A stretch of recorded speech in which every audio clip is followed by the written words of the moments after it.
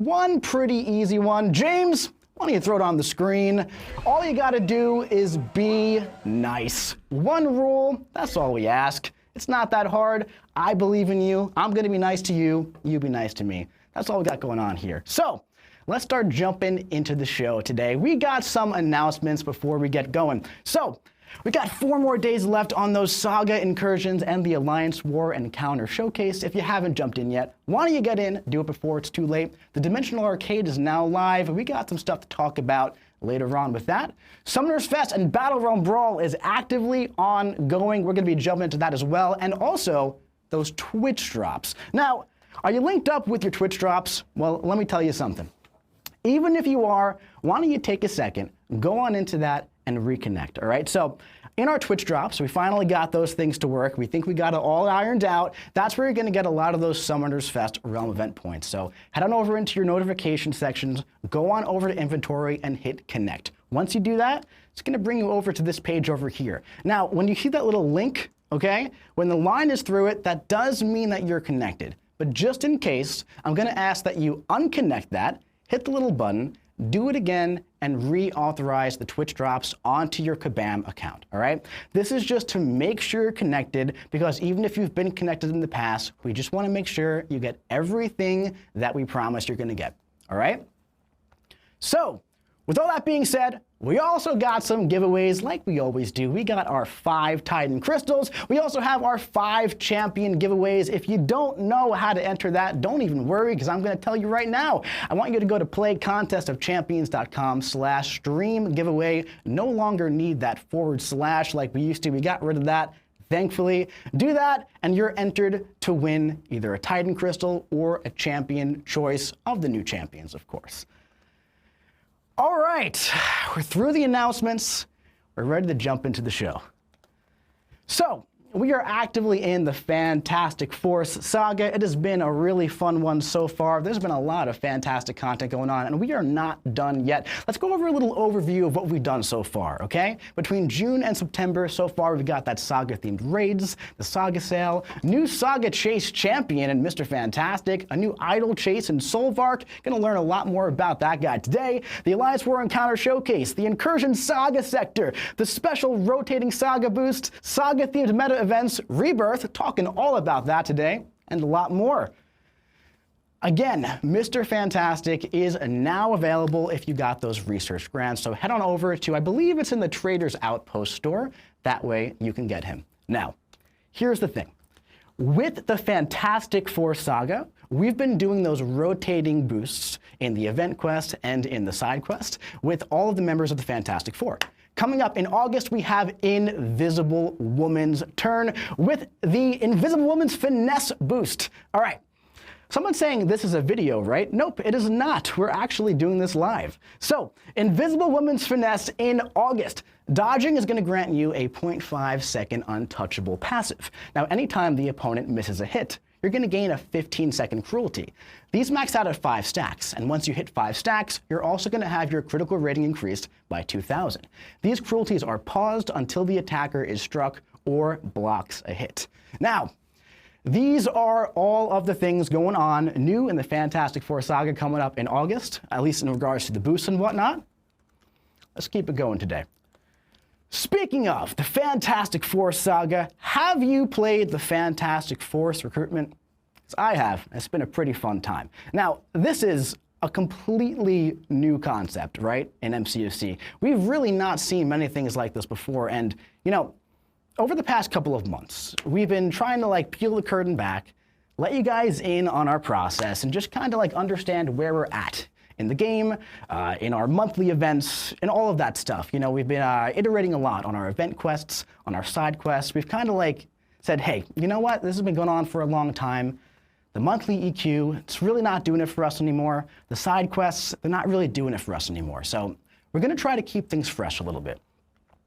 I've loved seeing all of your feedback on the Fantastic Force recruitment, both good and bad. Believe it or not, I actually really appreciate a lot of the constructive criticism all of you guys leave on the forums, Discord, Twitter. I read it all. I spend hours every day pretty much compiling your feedback, bringing it to the game team. That way we can build the best game possible for all of you. That's one thing that I love about doing this, is seeing how different groups of people interact with the different things that we put out. So, Fantastic Force recruitment was received very, very well, right? At least initially. You guys seem to enjoy it. It's a new thing. There was lots of engagement, right? Especially at the beginning. It's one of our highest, most engaged side quests that we've done in the past few years. Let's talk about some other stuff that we got going on. So, if you haven't played MCOC in the past week or so, if you took a little bit of a break, you may have missed the Dimensional Arcade Doom Cycle. Let's talk a little bit about some of our goals for this new mode, okay? When we were building this, we were looking for a new game mode, kind of unlike anything we've tried before. We wanted to bring a casual, arcade-like game style to MCOC, kind of inspired by, roguelike auto-battler mechanics with some low-stakes gameplay for short play sessions. Now, I touched a bit on, feedback, give us your honest thoughts, tell us what you're thinking, tell us what you like, tell us what you don't like. It's really important because that's how we build the best game possible. So, let's have a little fireside chat here about Doom Cycle and Dimensional Arcade.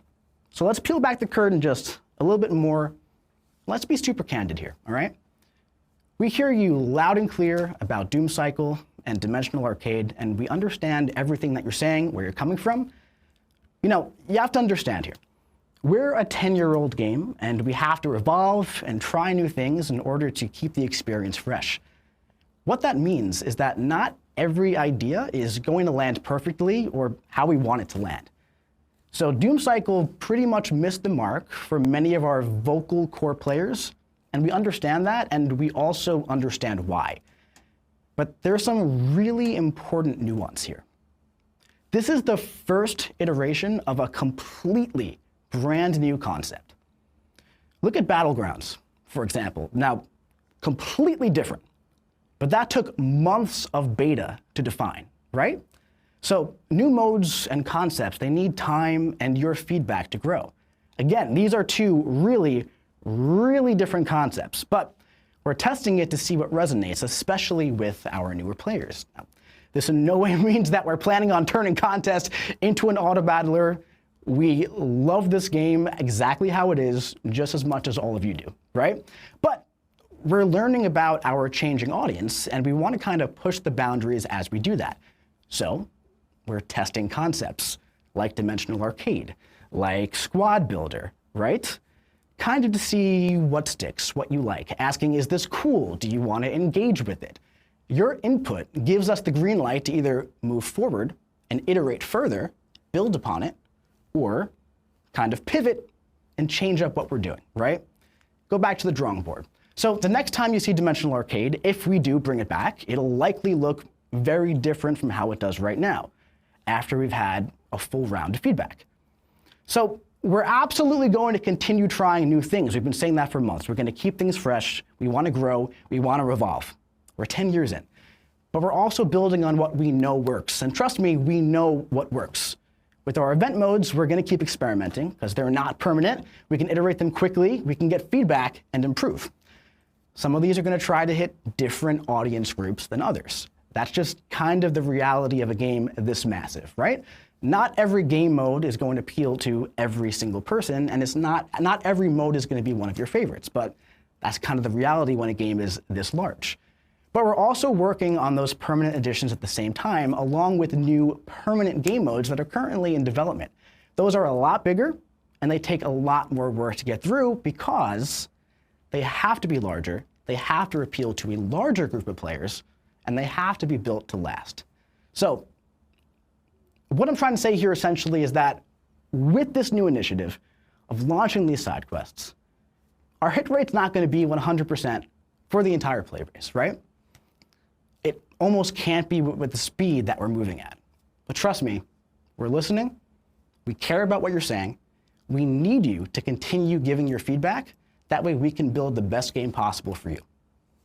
All right, end rant. If you haven't played Doom Cycle, give it a try. It becomes pretty fun. It's a pretty fun time. So this is Doom Cycle, if you haven't seen it. I enjoy it. I think it's pretty fun. It's very different, it's a very different feel. That brings us perfectly into Valiant EQ. So we're trying new things with the side quests. We're trying new things with the event quests. Valiant EQ launched, and man, you guys loved it, and I loved seeing your feedback on it. One of the biggest pieces of feedback that we got after version 1 was, hey, there are way too many portals, all right? This is ridiculous. I don't like the map. Can we fix that? So we made a shift. We got rid of the portals for the second month. Now, when building these tests, okay, we kind of built this in 2 sets of 2. That's what we were doing. We wanted to test out the EQ formats, see what we like. Now, Kabam Zen was on our stream last month talking about some of this stuff, and he said something to me that really resonated with me, and I've been saying this to a lot of people ever since. When you hit a home run on the first try, it's very hard to follow that up unless you hit a grand slam. And I think that is just a brilliant phrase, right? And we've seen your feedback again on the second version of Valiant EQ. And a lot of that feedback is, oh, well, they're definitely going to go back to the first one after this. You know, it's obvious that we don't like that, right? Oh, well, the first one was so much better. Go back to that. The way we built this was 2 sets of 2 months. By the time we got all of that feedback, our next month was already locked. So let's peel the curtain back a little bit more now on how that dev cycle works, right? Our upcoming Valiant EQ was already in the process while the other one was going live. So the upcoming Valiant EQ is going to be similar to the format that's currently live right now. However, we are able to make some updates to test out and see what happens there. So there's going to be 1 less fight in each subsection. So instead of doing 3 fights per section in between every change, there's only going to be 2. This is going to significantly reduce the overall amount of fights, because one of the biggest pieces of feedback that we got was, okay, the amount of fights increased. We don't really like that. So can we kind of like go back to the amount of fights that we had? So we should have the similar amount of fights that we had in the first version. Okay? It was a little bit too late to pivot completely, but we can make tiny adjustments here and there.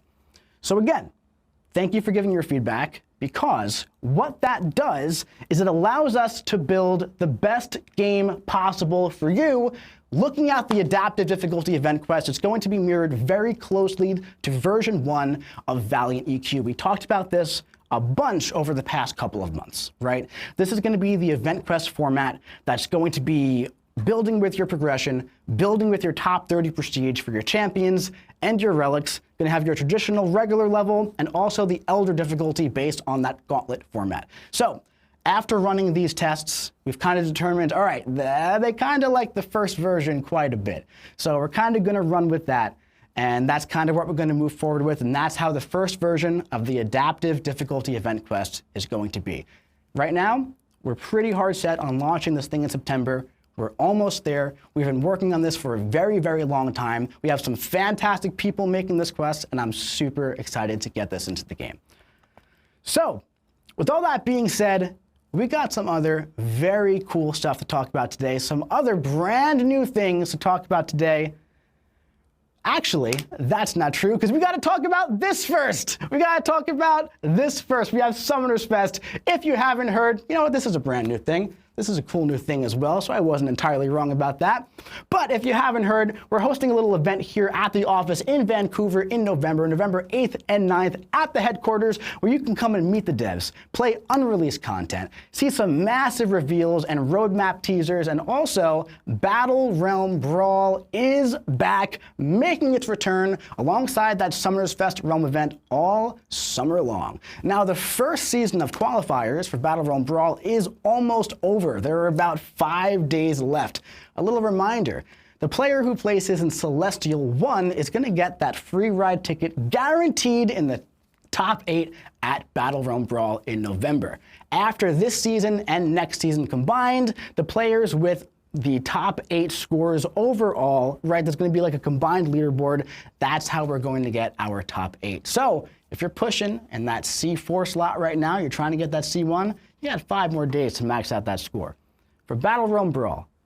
And speaking of Battle Realm Brawl, remember the first one? Remember who won the first one? Shout out to FinTech for getting the gold in Battle Realm Brawl version 1. We're going to do a little celebration of that. We got a FinTech celebration quest going on, launching on August 13th. What this is going to do is we're going to take on FinTech's path to victory from Brawl 2023. It's going to be 1 quest, with 4 paths and some solo objectives that are going to be made to use Fintech's champions that he used from the Brawl. So the rewards here are essentially going to be geared towards the Summoners Fest Realm event. So if you go in, do the quest, use the champions and the objectives, you can get some of those Realm points. Now, we got something new, something fun and exciting to talk about. Look at these beautiful things. James, can we get this guy on the full screen right here? Look at that. Look at that. Those are beautiful, gorgeous, wonderful new StatCast relics. And to talk about StatCast relics, I brought my buddy onto the stream, the greatest mustache in the battle realm.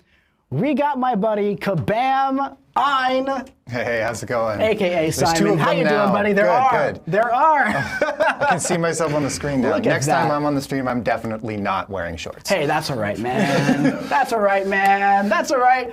How you doing, bud? Doing well. It's great to see you. Yeah. It's been a while since have you ever been on a live stream actually before? I've not been on this format of live stream, but I have been on. Like I was on a live stream once back when we were doing the New York Comic-Con thing on the big Marvel stage, which was very exciting. Yeah, that was a while ago too, though. So it's great to have you. Maybe even 2 minutes. Or maybe 3. even 3. Yeah. So before we get into StatCast and all that fun stuff today, why don't you tell us a little bit about your time on MCOC? You've been here for quite a bit throughout the years. Yeah. I think it was 2016, question mark? That's a very long time ago. Yeah. For those who have been around long enough, Phoenix was like the first thing that I directly was responsible for that got released into the game, like the original version of Phoenix way back in the day. Yeah, and then I was like a champion designer for a long time. I helped run the champions team for a long time. Using the lead designer of the project for a little bit, and then I stepped away for a couple of years to try something else because I think I'd been on the project for 6 or 7 years at that point, and it was time to try something else. And now I'm back. Now you're back. Now we're back. Yeah. Welcome back, man. It's great to have you back. Exactly. It's been a lot of fun. Before we dive into relics, one more thing. Who's your favorite champion that you've ever designed? My favorite, that I've ever designed. I don't know. I've gone back and forth. Maybe one of the most successful champions I've ever designed was Cap Infinity War. Yeah. That was really cool. And he really kind of stood the test of time, and it was kind of a nice mix of interesting enough gameplay, but not overly complicated. And I thought he really kind of represented his character in the Marvel universe really well, because he was really about leading a team, and so much of his potency was in his synergies, and he got powers based on who's on your team, and he gave more powers to other people on his team. So that felt like a really good balance of a strong character who's kind of stood the test of time. And he really has. Wasn't overly complicated, and was one of the first real intentional implementations of canceling the heavy animation into the special attack, which is something that's become kind of a staple. Absolutely. That's fantastic, man. So that's great. Captain Infinity War, an old champion who still does some pretty incredible things. So let's start talking about these StatCast relics, all right? Sure, so these things are launching on August 8th, as you can see right there. We're going to be releasing them in batches like we have the previous relics. They're going to have one primary attribute, one secondary, stat bonuses on both attack and defense, with strikers, of course, strikers only on attack. We've said all of this before. We've talked about all this on the stream before. What we're bringing you here for is, dude, tell us a little bit about your design process here. So first of all, you left the project for a bit, right? And during that time, relics kind of took over in a way, right? Yeah. You come back and all of a sudden it's kind of like a different game. It was interesting because I was here when we were making relics originally, so I was involved in the process, but then they had just come out when I stepped away. So it's been this kind of interesting blink to 2 years later, and oh, okay, because there was a lot of controversy, let's say, around relics when they first came out, and we weren't sure how much we liked them. But coming back, and it's oh, the strikers are really cool. Actually, there's some interesting things here. But also, we learned a lot about relics. Even while I was still here, but certainly while I've been away, and one of the big things that we've learned is that the relics as we ship them were too complicated. We we wanted to do a lot with them. We wanted to give player choice and have them influence the RPG of your characters and all of this stuff. And why is that too complicated to consistently do? Well, so it's complicated on a couple of sides. One, most of them related to game balance. So from a development standpoint, we put a lot of work onto the balance team because of all of the potential interactions and how powerful they could be when you combine them with the correct champions. That it puts a lot of work on the balance designers, because the balance designers have to look at every champion and all the combinations of nodes and all the combinations of relics as well. And so it's kind of a multiplicative problem set. And so even just adding a few extra relics can result in a massive new number of new combinations possible. And so that's a lot of work. And then on the champion or relic designer side of things, it was really kind of a knife's edge to walk to try and make them interesting and exciting and powerful enough to make them something that are exciting for players to use. But then there also have to be all these choices, which means that each relic is quite a large endeavor. And that led us to making really complicated abilities to them. So, our battle casts have they do this, but if you put them on these 5 champions, then they do this as well. And if it's on this tag, and that's kind of just a lot of homework for the players, where you have to go find, okay, well, what is exactly the right combination of champion and relic? And they can be really, really strong when you find that, but there's a lot of overhead to that. And also, all the time it takes to switch those from champion to champion as well, if you want to change your Battlegrounds deck, or even just your Alliance War team. Yeah, and that partially came from all of the complication in making these and the effort to make these. We couldn't actually make all that many of them, and so there aren't really even enough of them for you to fill your Battlegrounds deck, which means you have to switch them even more, and but use different champions. With this new format, right? Exactly. We're kind of trying to solve that issue, right? Because Strikers became a core part of the MCOC experience, so absolutely. we had to provide players with enough relics to support that. Yeah, and so StatCast is coming at it really from the other angle, where they're much, much simpler. They're much more widely useful. They don't have a lot of RPG interactions, which means that it's much, much easier for the balance team and for the design team to make them and balance them correctly. And that also means that we can make a lot more of them because they can be combined in different ways, right? So we have a primary attribute and then 5 different secondary attributes that all go to that same statue.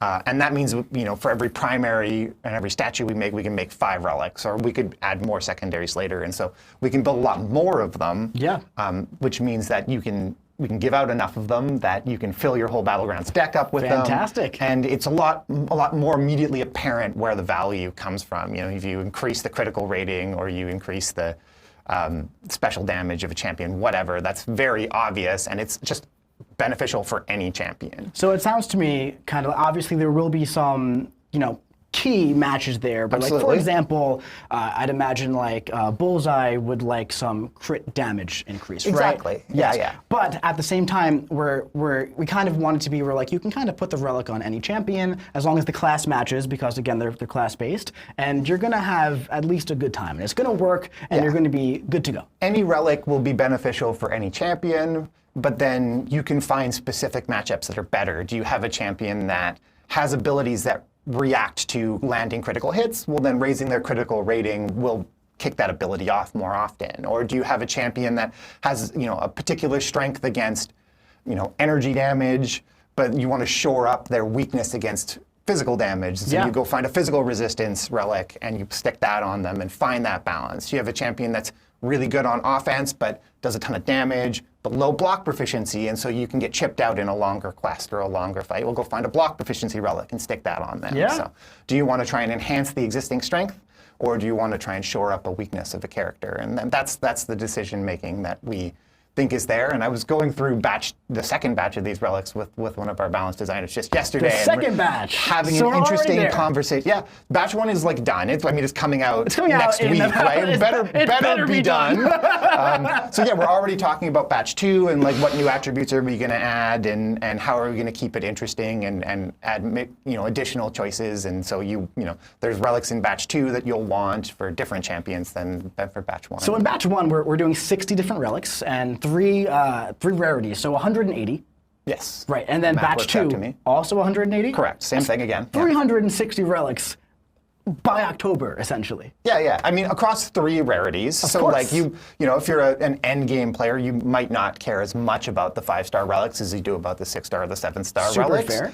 But yeah, there'll be tons, and that will also, you know, allow the team to give the econ team to, you know, give out a lot of these as rewards. And so, you know, if you're an end game player, you can go hunt the much more potent 7-star relics, and we hope those will become things that are important to players to finding the right combinations, both of relic, primary and secondary attribute, and what champion to put them on in things like Alliance War and Battlegrounds. But then also, you know, 5-star and 6-star relics be important to a progressing player, and just getting access to strikers at all, and then using that in all of the different content, because we've tried to lean into them, right? So you find, you know, you notice striker-based paths in event quests and in, you know, act content and all of that. And so having the strikers available to players is really important, and giving them a chance to use them and learn all the cool things that you can do. I love with it, them. dude. So on that note, these relics will be launching on August 8th, and it's going to be launching with an Alliance Relic event, and we'll be doing some more details on that later on in the stream. But after that initial launch, there's also going to be new story content going forward. We'll feature those StatCast shards. Existing story content is going to stay the same. StatCast shards and Valiant EQ starting in September, and that adaptive difficulty quest. And also, starting in October, we're going to start transitioning the Battlecast into StatCast, specifically in Battlegrounds. So that is relics. Thank you so much, Simon, for talking about that. But I'm pretty sure relics aren't the only thing you're working on right now. Is that right? Well, I mean, again, like I said, this one is also done, so we're not actively working on this one either. But That's yes, right. for some reason we decided that I was going to ship 2 things in the same build, which scheduling. Scheduling is Yeah. fantastic. And you know what, man? I would just love to see some of your work. James, how about we get that on the screen? To begin, perform 5-hit combos and start building towards 2 bars of power. You'll gain core charges when applying Cold Snap on your second medium attack. Solvark also gains charges rapidly when taking damage from mutants, or when inflicted with energy damage from any source. Now, use Solvark's Special 1 and tap Lock to convert armor into Energize while entering Release mode. Immediately follow up with another Special 1, sending Solvark back to Absorb mode to continue powering up. Then, use one more Special 1 to become fully energized. Solvark's reverb damage scales with both Energize and Core charges. And now that we're maxed out on both, we can quickly build up to a Special 2 to unleash a hyperkinetic flurry of big red numbers. All right, man, so that was Solvark. How about that? That's the first someone saying bro is not Viv Vision. I mean, yeah, that's correct. That is correct. But that was Solvark. That was our first like full look at Solvark.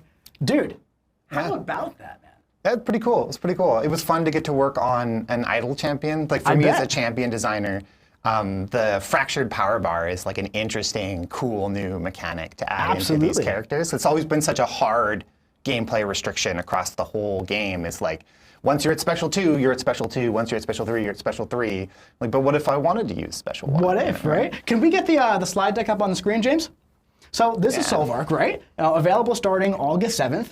And he does a lot of things, as you can see right here. But instead of me just reading this list, how about we do a little bit of live gameplay? And how about you coach me through it and you tell me everything Solvark can do? We're gonna try. We're gonna try. Let's see who you're up against here. Solvark is definitely one of those characters that's like very RPG targeted. Solvark wants to hunt energy damage and mutants, so Cyclops should work quite well here. So what should I do? Should I do medium ending combos? Medium ending combos, yeah. So you start in your absorb mode, which is that blue icon up beside the armors there. And Solvark's sort of a tempo-based 2-mode champion. And so with the Special 1, you can swap between your modes. And so in absorb mode, you'll build that charge up, and your second medium places cold snaps, which gives you additional charge. And then because you're against a mutant, just any time you make contact with that mutant, you're going to get a little bit of charge as well. Okay, so I'm using a Special 1. Yeah, and that switches you over. Great. And then while you're in any of your special attacks, you can tap block. And so you can see you just going into absorb mode, tap block, and you spent your core charge there to build up a bunch of armors. And then you spend those armors going into release mode to get energized. And that gives you a ton of power, which really lets you play around that fractured power bar mechanic. And then once you're in release mode, the fight's over already. That's where all of the damage comes from Solvark. Solvark has a huge reverb effect and takes all of the damage that they do with their hits based on where that core charge is at in release mode and gets a massive bursts of physical damage. Yeah. And so that's what you're doing with this champion, is you're kind of flipping between the two modes. You're building up your core charge in Absorb, and then once you've got your core charge built up, you've got a bunch of armor ups ready to go. You can flip over to release mode, convert them all over to Energizes, and then get just the massive damage payout from the release mode. And then the big combo is like you build up, you get up near your special 3 or all the way to your special 3. You leverage the fact that you don't have to spend all of your power with that fractured power bar mechanic, and you can throw your special 1. You can get a stun off the special 1 if you have a lot of the Energizes. Yes, we do. And that's going to let you immediately re-engage. And also, this power control is pretty nice too, I'm noticing. There's Look at power that right control there. on the special 1. So there's the special 1 and special 2 have different abilities depending on whether you're in release or absorb mode. The absorb mode is all about power control. So the special 1 has a power drain, which is really useful for like cycling special 1s. Even if you push your opponent up to a red bar, to 3 bars of power, that power drain lets you get back into absorb mode and not burn away all of your charge, but do it safely. And then special 2 also has a power drain. It has a slightly unusual. It's got kind of a longer power drain over time effect. And the special, in release mode, it also has a heal block as the other half of their sort of utility suite. And those are interesting as well because they pause based on the mode that you're in. So if you really need that heal block or you really want to ride power control like the whole fight and just avoid that special 3, you can kind of lock yourself into one mode. You lose out on a bunch of the damage, but you can sit on those utility effects for a really, really long time. Wow. Yeah, and that's then really cool. looking for different ways to sort of flip between the modes and find the right time to build a bunch of Energizes, which also give him bonus attack. And if you can really line everything up, you get the like 10 Energizes, a full reverb bar, and then into the special 3, which gives you another huge fury based on how high your core charge is, and like that can be a big sort of cash out damage moment. Awesome, man. That's fantastic. Can we get the just the slide deck back on here? Because look at this champion. Look at this wallpaper. Yeah. That is beautiful. Look at those shoulder pads. He is such a cool looking champion, man. Yeah, very cool. It's a lot of fun, and the art team, like they pretty much always do. They don't miss. Yeah. They absolutely do not miss. So also, I believe we also have a graphic from our buddy Cat Murdoch over here as well. Just all the places where you can get all the Shatter Essence for Solvark. So there's still some more time to get that. And of course, there will be just the regular Shatter Essence bundle in the store as well toward the end of this. But yeah, all those sources are up right there, right? Lots of Shatter Essence still to get. They're always in the weekly deal as well. But yeah, really cool stuff with Solvark, man. Right, exactly. I didn't even talk about his regen. I totally forgot. Well, why don't you tell us a little bit about that regen real quick? Oh, okay. So in the process of hunting energy damage, it regens a huge portion of all of the energy damage that you do to them. So it's really like it's got echoes of the old Torch in Battlegrounds, where if you can stick them in front of an energy damage opponent, it'll be a bad day. That doesn't sound fun at all, so I definitely don't want to do that. Doesn't sound fun if you're fighting Solvark. Absolutely. All right, man. Well, Solvark is available next week in the store, of course. That's when you can start trading in that Shatter Essence. You need 12 of them. Simon, thank you so much for joining the stream. Pleasure. It has been an absolute joy having you on the stream, man. Thank you so much. Before we say goodbye to Simon, that's it, though, actually. I don't even know why I said that. We're going to show the next deep dive. Anyway, Simon, thank you so much for joining. Let's see Cassandra. Stay focused on Cassandra's core mechanics of channeling by holding your heavy attack and stunning the opponent as they run into you with her stop right there stun. From here, continue channeling with heavy attacks to stack Daunteds, and once you've reached 12, your basic attacks will apply Neuroshocks. Much of her damage comes from pausing and amplifying the Neuroshock damage during her special attacks based on Daunteds, which means that timing any of her specials with higher stacks of these effects is more important than deciding which special to use. Try to save your stun cooldown for after using a special. That way, you can immediately begin safely channeling to refresh her Daunted passives. If needed, recover some missing health with the special 1. Or, you can look to use the special 2 for a bit more burst damage.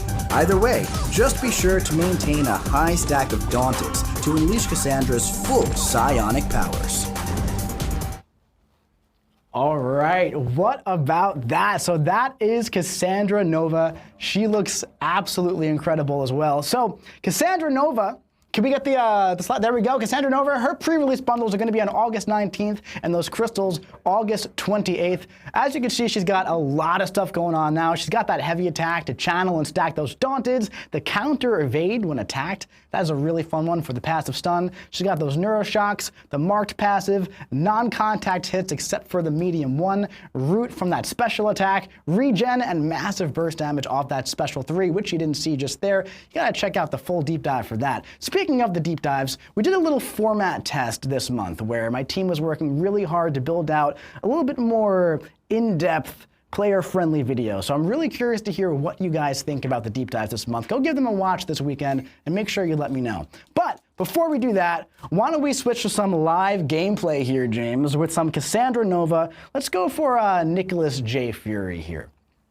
All right, so what I like to do here is start off with a nice parry heavy, and then I like to just hold it, stack on those Daunteds for the entire duration. And now that I have 12, I can start stacking on those Neuroshocks, okay? So I can bait a special here if I want. I usually push him to special 2, but he wasn't really cooperating. Now, you want to keep going for those heavy attacks. I'll bait out a special. What I'm going to do now is I'm going to go for the special 1, and I'm going to channel while he's rooted. Channel, channel, channel, channel, and then manually channel again with the heavy attack. Passive stun, and now I'm going to rush up to the special 2, and spoiler alert, that is going to be all that she wrote. Because she's got this really, really cool ability in her kit where skill champions, their regen percentage cannot go above the percentage of their health. So Nick Fury's regeneration rate was at 1%, so she's a really solid Nick Fury counter for sure. She's got a lot going on to counter the skill class. She's also so much fun to play. So much fun to play. So that's some live gameplay of Cassandra. Let's pop back to the slide deck here. Let's back over to the slide deck. So, that's Cassandra Nova. So much going on. Those pre-release bundles are going to be live on August 19th. Crystals in Arena, August 28th. Look at this. Beautiful artwork. Once again, art team, do not miss. Now, wait a minute. Wait a second, guys. Hold on. Pre-release bundles for Cassandra. I didn't talk about pre-release bundles for Solvark. I didn't talk about Arena for Solvark. I didn't talk about any of that. Well, if you haven't figured it out by now, by all the subtle teasing I've been doing over the past couple of months, a little less than subtle, maybe not by the forum post we made last week on this character, the champion replacing Solvark in the 7-star pool for pre-release bundle, Titan, all that jazz is my boy, Baron Zemo, finally coming to the 7-star pool. I finally wore down the balance team. It took a long time, but I finally got it to happen. So Baron Zemo's coming on August 7th in that pre-release bundle. I guarantee you right now, I will have the first rank 4 Stake 200 Baron Zemo. I challenge you to beat me there. Crystals in Arena on August 14th. He's essentially taking Solvark's place entirely as a new champion release, right? Because Solvark has that additional method of acquisition. So Zemo's going to get pre-release bundles, Crystals Arena. He's also going to be in the Titan pool in September and in that premium gacha for the Grandmaster's Grace. A little reminder if you don't know about that, we're still running this as a saga-long test. Will it come back in the future? Very possibly. Will it continue past the saga right away?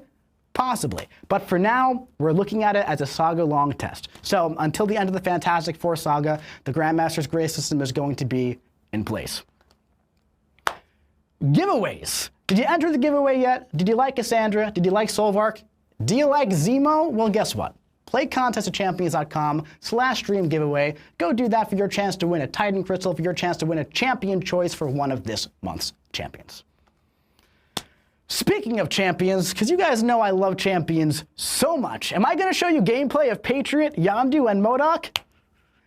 Not today. That's going to be the CCP's job. So make sure you go check out all of their fantastic content starting next week on all these champions. But am I going to tell you what's changing with these champions? Are we going to reveal the Patriot buff, the MCOC buff, the Yondu buff? Absolutely. But I can only show you so much gameplay in one live stream. Let's start jumping into it. Balance batch number 1 going live next month, starting with Patriot here. Here are some key updates. That heavy charge, we're going to be extending that. Fury duration is going to be increased. Rupture duration is going to be shortened for some quicker bursts of damage. We're going to be adjusting the Special 1 vulnerability, increasing the potency. Multiple vulnerabilities is no longer tied to a Rupture being attached. We're also going to make it longer. And that Steadfast ability against non-mutant champions at 3 debuffs, that's going to be moved from his signature ability into his base kit, and also against all non-mutant champions, only going to require 3 debuffs. As for Yondu, Yondu's getting a little bit of love here with concussion immunity against mutant champions. We're fully swapping his bleeds for Rupture because there are a lot of mutant champions who kind of don't really care about bleeds. Rupture's a little bit more open for him. We're also going to be tuning the damage up and giving it a 100% chance to trigger. On top of that, his Pilfer on Prowess is going to be swapped for an Invalidate to make him a little bit more tech-focused and have him interact with more RPG abilities. We're also going to increase the chance for both of those abilities to happen.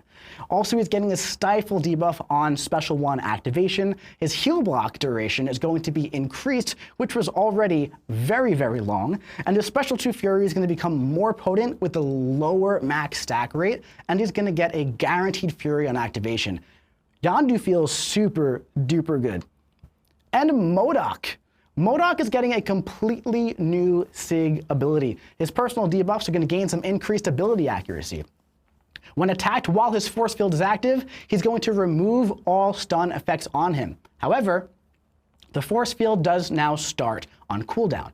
And when the opponent activates a special, he's going to remove their True Strike and True Sense effects. And this is the big one. This is the big one. Auto blocks can now trigger parry. And most importantly, he is still the same super genius. All right, that's not going away. Now, is he going to be a little bit harder to fight? Probably. A little pro tip for you guys, heavy attacks are the way. The heavy attack is going to be removing that force field, and it's also not going to trigger the parry, of course. But MCOC, he's going to be a fun time, and of course, he's in that Summoner's Fest Realm event milestones towards the very top. Both him and Patriots. That's going to be your first chance to get MCOC as a 7-star. Batch number 2. So that is batch number 1 for our balance batch. We're currently targeting January for batch number 2, all right? And so far we have Falcon, Joaquin Torres, and also Deathless Vision as well. Kind of combine the 2 words there. We have Deathless Vision joining batch number 2. Who's going to round it out? We don't know yet. We're just going to have to wait and see. So that was a lot of champions. That was a lot of fun. Let's start moving on to some events happening in August. Solo raids. We've been talking about this for quite a while. So we got solo raids now going on. This is that raid test map that we've been talking about for a bit, right? So the way this is going to work is you get to pick your role, you pick your boost, you pick your mission, and you fight the boss. We're going to be using the champion as the boss here, and it's going to be the champion's animations, but he's going to be having abilities of different champions based on what you pick. Now, since we announced this, people have been saying, oh, please, no damage cap, no damage cap, no damage cap. Give us your feedback. We read all your feedback. We want to make the best game possible for you. No damage cap in solo raids. When this launches, there are going to be solo objectives for a limited time. They're not too crazy, but they're going to give you some refined XP. They're going to give you some raid tickets. It's actually pretty good at the end of the day if you do them every day. And they're also actually going to give you a lot of points towards the daily super event as well. So the way this essentially works is you go onto the map and you fight like a very, very low health, kind of like placeholder champion to essentially like get your crossfight thing so you can build your own fight to test on the boss. That's how that works. That's going live this month. We also have the Alliance Weekly Super Event. You know those Summoner Advancement and Summoner Engagement events? They're gone. They're out. This is going to be similar to the daily super events, all right? Except we're going to make it a lot more fresh, a lot more current, all right? So first things first, units are going to be moved to the daily quest rework. We're redoing the Alliance weekly events and also the daily quests. Now, the daily quest rework is getting moved to September. We're pushing that back a little bit for a few reasons, but unit compensation package is going to be coming in August to make up for all those units. Don't worry about that. How does this work? pretty simple, guys. You're going to earn points by playing the game, both in and out of combat. Also, the rewards going to include catalysts, loyalty, artifacts, trophy tokens, battle chips, and more. Daily Quest rework. So this is going to be pushed back again to September. We got to move this one back a month for a couple of different reasons. But regardless, we're still pretty set on how this is going to be, and we're feeling really good about it as well. So let's talk a little bit about the breakdown of the Daily Quest rework that's launching in September. So the old ones are out, and the new ones are in. The way it's going to work are there going to be 2 repeating standard days based on resources and catalysts. The resources, of course, are ISO and gold, all of that, right? So you can pop in, do your thing, get your ISO and gold. For the catalysts, obviously, they're based on catalysts. For those of you that like to rank up your 2 stars, 3 stars, 4 stars, well, the lower progression levels are going to be there available for you. That way you can get all the catalysts that you ever could need. Now, the big ticket here are the shifting supply runs. Monday through Saturday, they're going to be different materials on alternating days. Monday and Thursday, Tuesday and Friday, Wednesday and Saturday, those are going to be mirrored, and you're going to get different items when you run them. One of those items that are consistent on all the days are a key.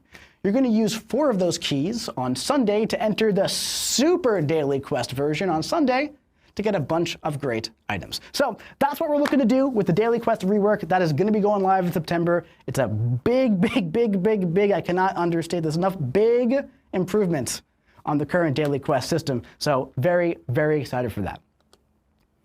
Now it's time to talk about some rebirth. We're kind of doing a rebirth with the Daily Quest. We also got a rebirth launching in August. Super duper fun. So obviously those 7-hour crystals, they're coming back. They're going to be updated. The StatCast Relic Alliance event is going to be kicking this thing off. Act 8 Crucible, Login Calendar, Celebration Arena, and my personal favorite thing, those rebirth champions. Let's start jumping into it. Why do you guys love keys so much? They get you into doors. It's pretty important. All right, so the Relic Alliance event launching on August 8th, all right? You're going to earn points by opening StatCast relics of any rarity, ranking relics, any kind of relic, completing gameplay solo objectives involving relics, again, with any kind of relic. And one of the final milestones gives a rebirth token, but don't worry, because there are more than 3 rebirth tokens this year, so if you're not in an alliance or you don't want to open relic crystals, you can still get your champion selector for rebirth and all that fun stuff. There's also going to be ranked rewards, of course, for alliances who contribute the most, and that's launching on August 8th. Remember the Crucible last year, the August 7th Crucible? We're doing August 7th, the Act 7 Crucible. They both start with A in my defense here. So this year we're updating that for Act 8, but guess what? We're doing 1 path on this one. So the legendary difficulty is going to be 1 path. Normal difficulty is still 4 paths. We're utilizing that same elimination choice nodes between the fights. This is permanent content, but if you do it in the time frame, you get 2 rebirth tokens for finishing during the event. We're also launching a Realm event for the Crucible specifically. You're going to gain points for completing objectives, defeating opponents in the quest, and also using revives, very similar to that Road to the Crypt style thing we did for Necropolis. And there's going to be rewards based on rebirth pool 6 stones and gems in the milestone rewards, and a token in the top milestone for your selector. Now, if you complete the Crucible and the Mini Crucible, you can reach the top of the milestones. Wait a minute. Mini Crucible? What's the Mini Crucible? Don't worry, I got you. I'll tell you all about it. The Mini Crucible is our version of the side quest in August, launching on August 13th. It's a lighter version of the Act 8 Crucible with 4 quests, or I guess 4 chapters, 2 quests each, 1 path in each of them. 3-star defenders, 2-star attackers for the regular bosses, 3-star defenders, 3-star attackers for the bosses. Going to be some Mysterium-based rewards. And yeah, it's going to be a fun time. Some more 2-star content, more 3-star content. It's always a good time. Moving forward, Rebirth Part 2. Not really Part 2 in a way, it's still the same Rebirth event, but launching on August 20th. For 2 weeks, that's when you're going to start getting those 7-hour crystals.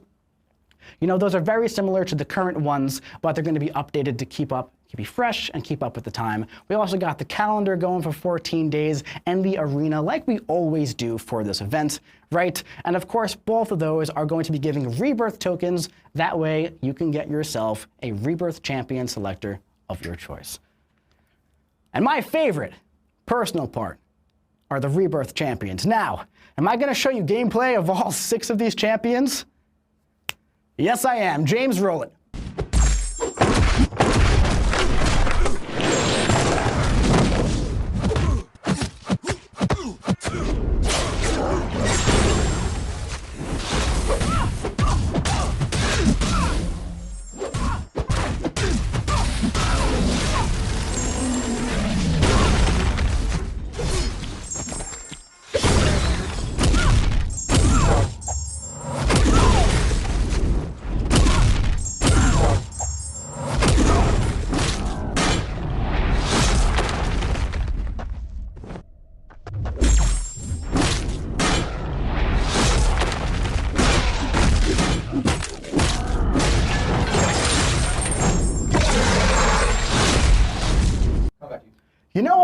I love showing champion clips so much.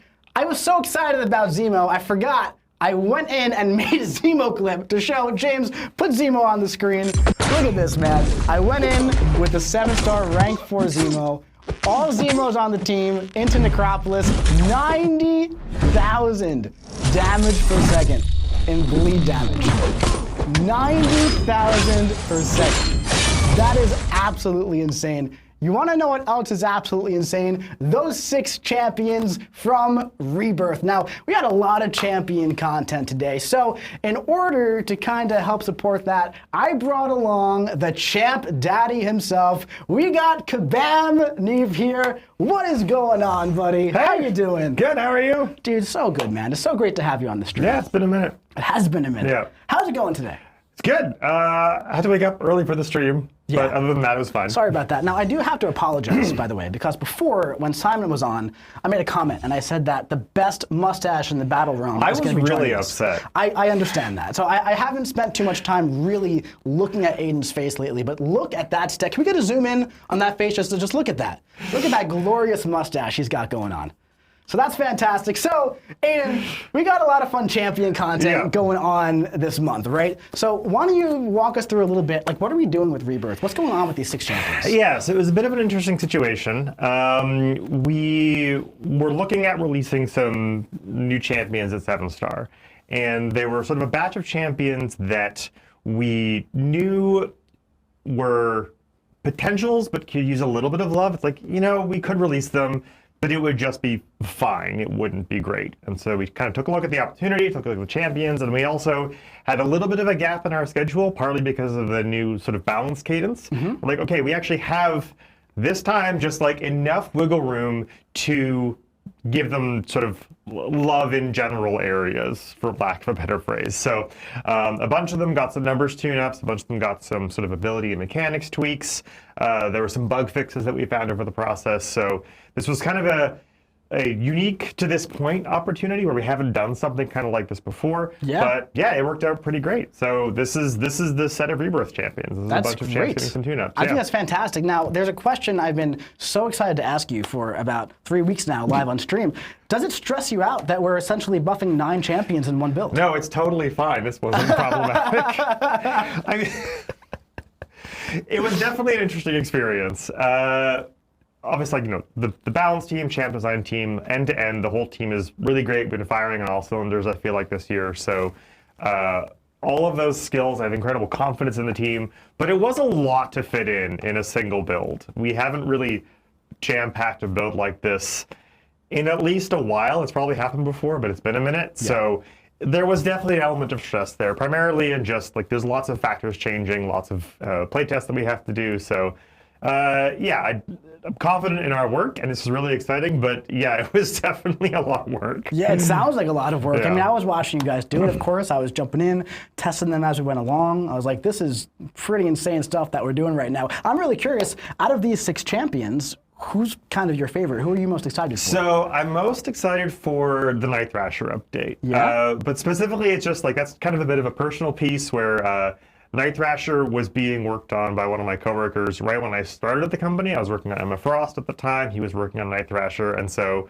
there's kind of like an emotional connection there as far as just, you know, those are the early days. That's when I was, you know, just a wee lad. Just a wee lad working on champions. So I've always had a soft spot for Night Thrasher, and there's lots of just like fun mechanics there that I've always hoped would kind of see, not the light of day, but, you know, a better light upon them. I think that's really cool. Yeah, absolutely. Yeah. So like, he's my personal favorite of the Rebirth champs, but there's lots of good stuff in there. I'll also mention Sabretooth has always been kind of a neat champion to me. I really, really, really like the way that Sabretooth regen mechanic was implemented, so it's great that he's also getting some love. I love that. Yeah. It's, you know, it's interesting for me. Sabretooth is kind of like my emotional attachment back in the day when I was starting out. Like many players do, I was stuck on the Masochism quest in Act 5, right? Lines in the Sand. I remember the name because I was there too, for so long. It's the only quest I've ever been stuck on. Yeah. And the way I got through it was Sabretooth came to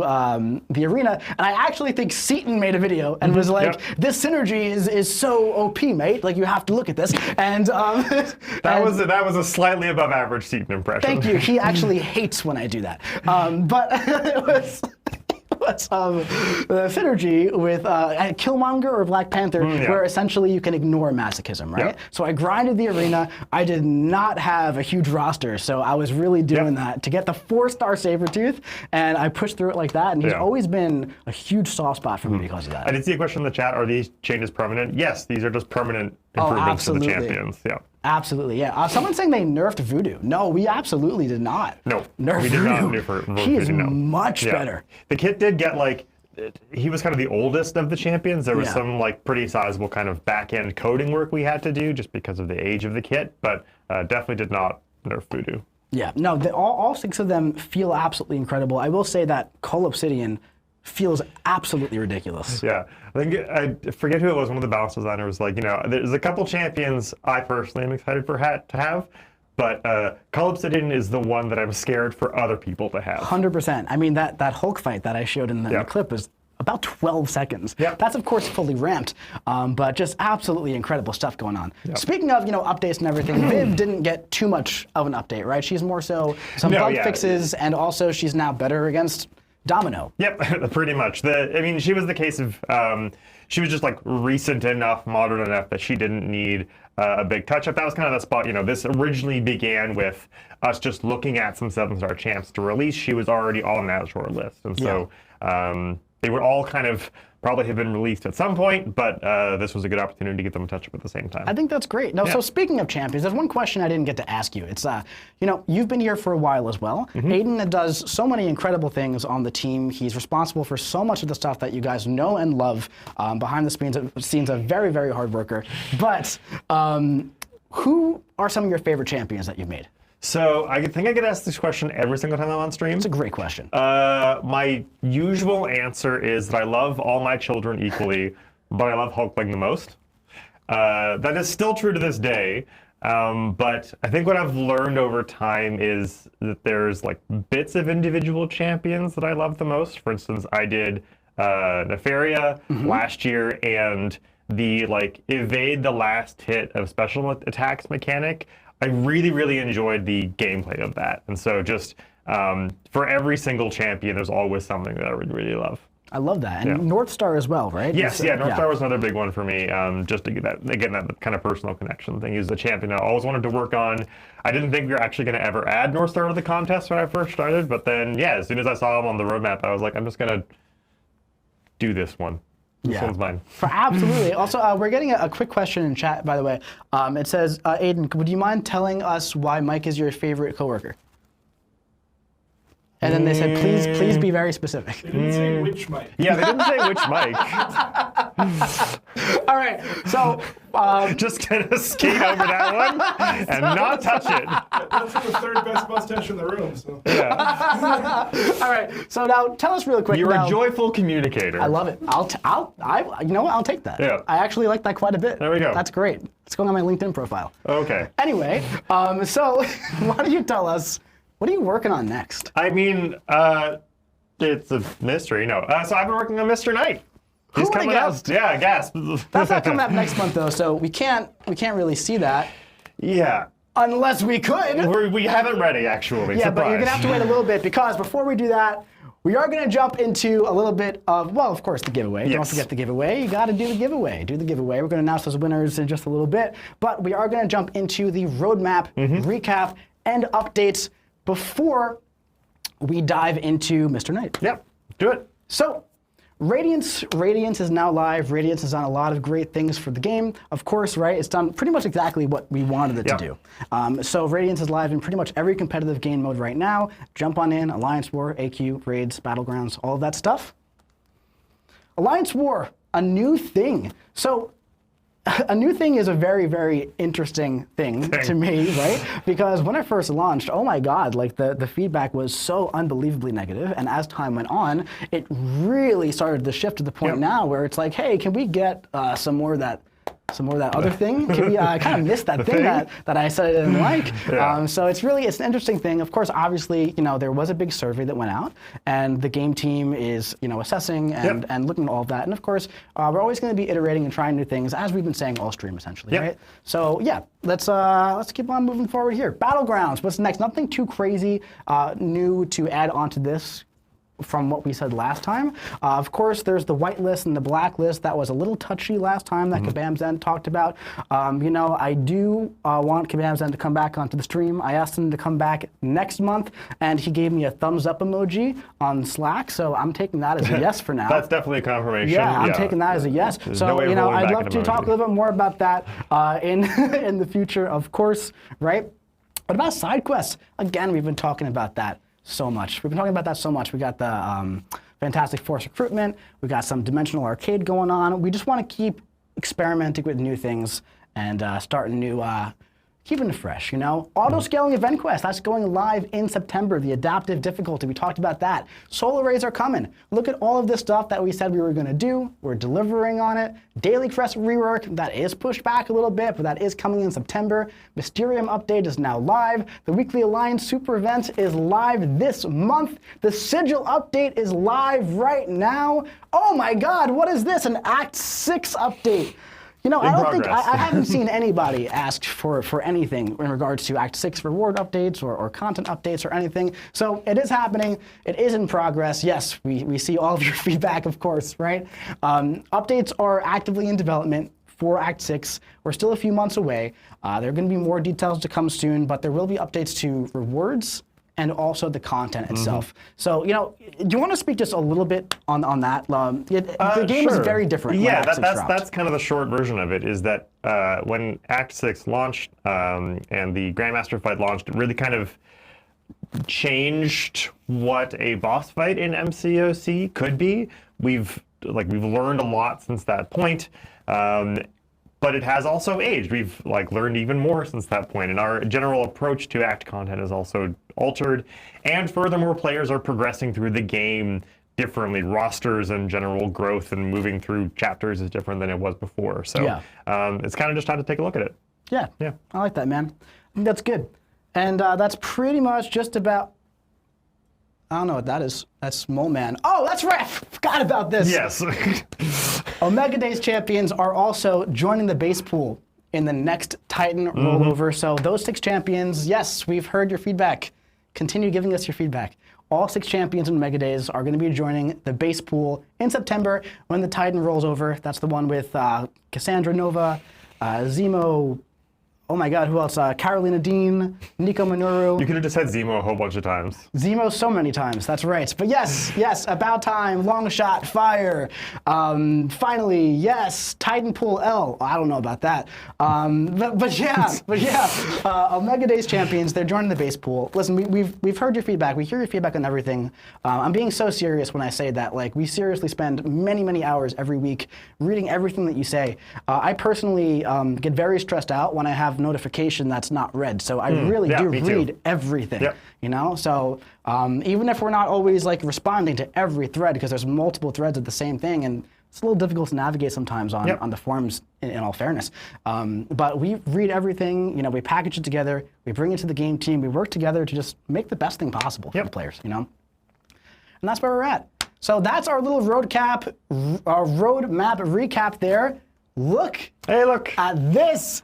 Oh my goodness gracious, Mr. Knight. How exciting is this? This guy looks absolutely incredible. Sweet. Why don't you tell us a little bit about this guy? Yeah, so I guess in the champ design process, we always start with the lore of the champion. So for those who are unaware, Mr. Knight is an alternate persona of Moon Knight.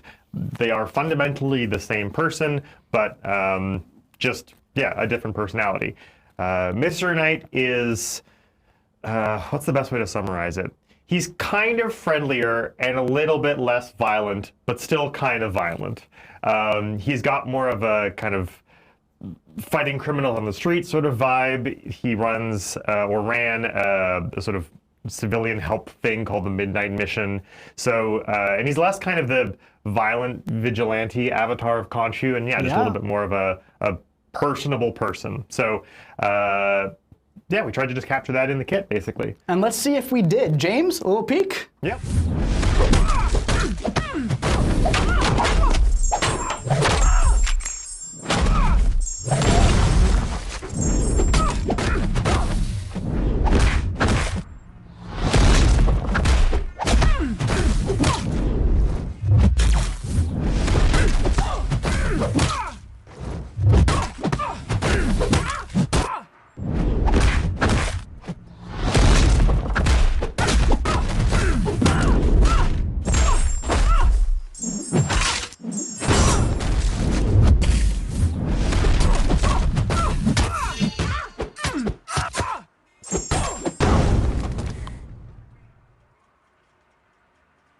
That was a lot of not red numbers, a lot of yellow numbers. That's Yes. what I saw there, man. Yep. So tell us a little bit about what we saw going on there. Yeah, so there's a couple different things going on in the gameplay.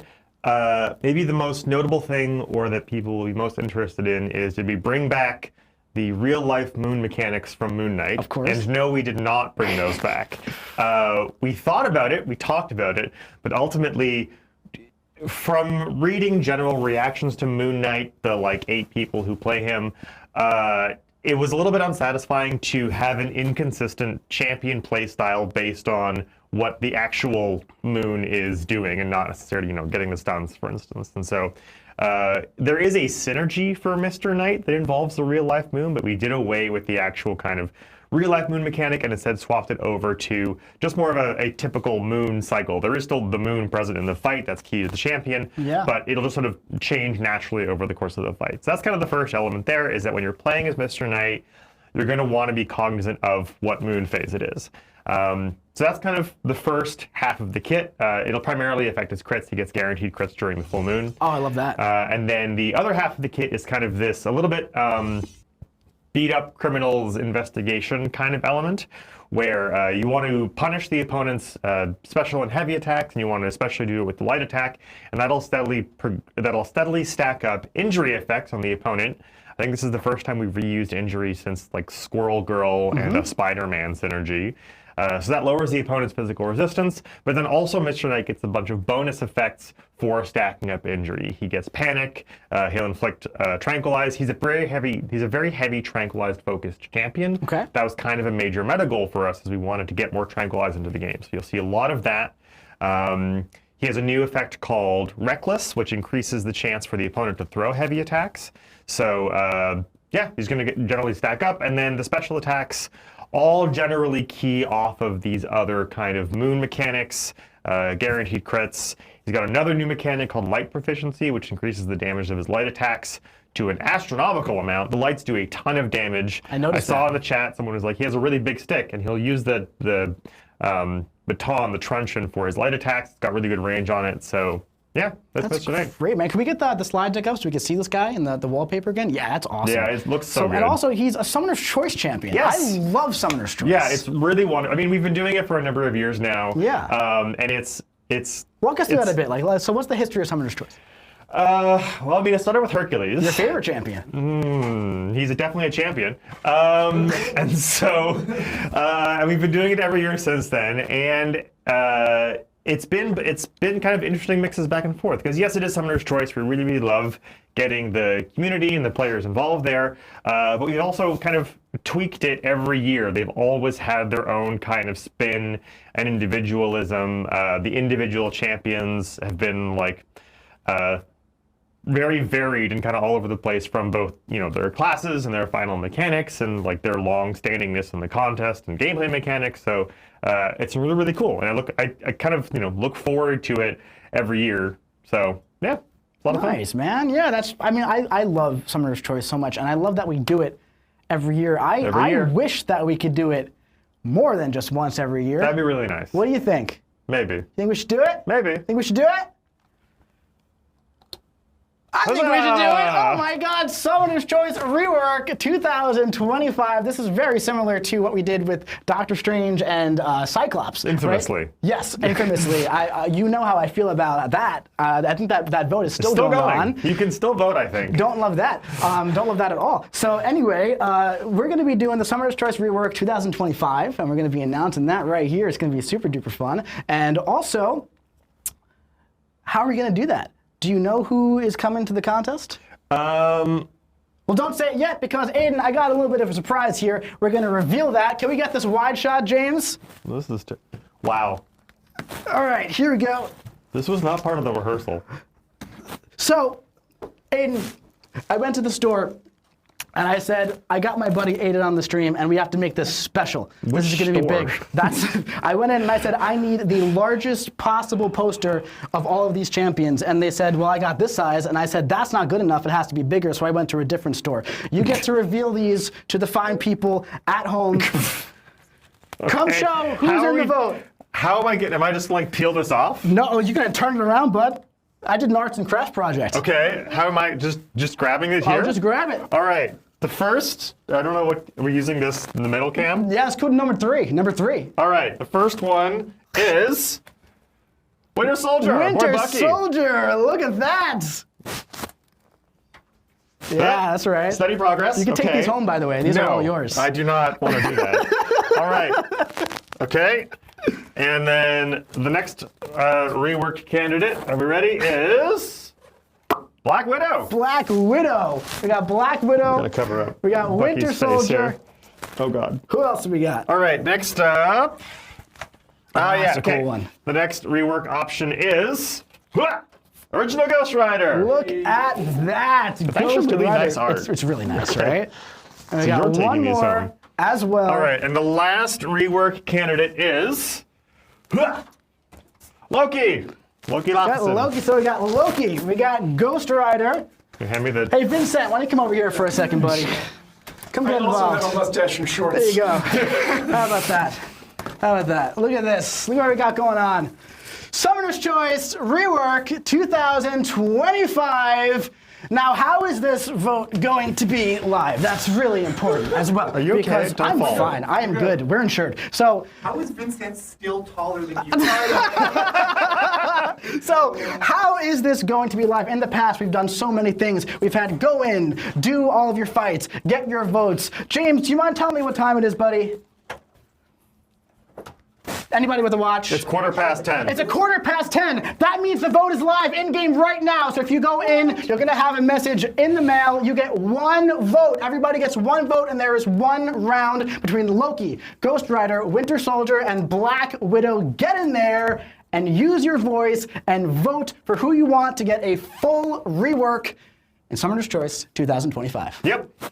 Super exciting. All right. Did you Now plan, what? Did you plan a dismount for this? 'Cause I don't know what you did. I honestly, I didn't think I would get this far. Here, yeah. Well, All right, so let us know in the chat who hang you're out going to be there. voting for. Simon's in the corner. It's fantastic. I'm seeing some Loki. I'm seeing some Ghost Rider. I'm seeing some Black Widow. I'm seeing some Winter Soldier. Look at that. That seems like a really fun one. Here's some official art for you as well. Can we get that on the screen, James? Look at that. Look at this beautiful, beautiful stuff. That was Vincent running across the screen there. Absolutely incredible. Who will you vote for? I want to know. Get in game and vote. It's going to be a fun time. yep. It's gonna be sweet. It's going to be a really, really fun time. Looking forward to it. All right, so that was the big bulk of our show. Now I do believe we got some giveaway winners to give away things to. How about that? Coming up first, are we good on this? We are good on this, right? Okay, so up first for the Titan Crystal, we got One Life DCA, TXD 27, Karichi, Bem 1982, and Rico Barbosa. The winners of a Titan Crystal, congratulations. Absolutely incredible. See what happens when you enter to win. And for your champion choice between Cassandra Nova, Solvark, or Baron Zemo, we got Licorice 03, Watto 97, Till Infinity, Centennial. I think you got it right the first time. Centennial. Centennial. That's a tongue twister right there. Capped Trick and Amit 57111. So a little tiny recap of what's coming in August as well. This is the best time to return to the contest. But hey, if you're here, you're probably already in the contest. If you're new, welcome. If you're coming back, it's the best time. We got some Dimensional Arcade going on for a little bit longer. We got a little bit of a Fantastic Force recruitment event going on for a little bit longer. a big rebirth event. It's going to be really fun. Some great new champions. We got 9 champion updates coming in August. It's a really, really fun time. Plus, the launch of StatCast Relics. Lots of really exciting things going on in the contest. I'm super excited. I'm so glad to be here with all of you guys to let you in on all of this, to peel back the curtain and show you guys a little bit of what we're working on and just share the excitement with you. Aiden, thank you so much for joining Thanks us for having today. me. It was a lot Thanks of for fun. being a good sport Yeah. with the posters, man. I was so excited about that. That was disorienting. And thank you so much to Simon and Vincent and James and everybody else and the Champ Daddy himself. How dare you? How dare you? All right, that is it for the stream. Thank you all so much for watching on Twitch, YouTube, and Steam. Get in there and vote. And remember, we'll see you in the battle realm. There you go. That's I got right. it. You did it.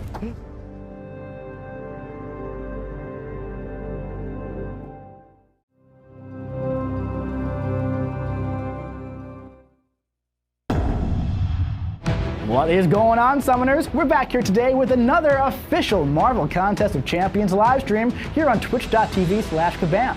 I'm your host, Kabamasaurus Rex, and we've got a stacked stream locked and loaded waiting just for you. We're talking about new champs, buff champs, major updates, and some other key surprises along the way.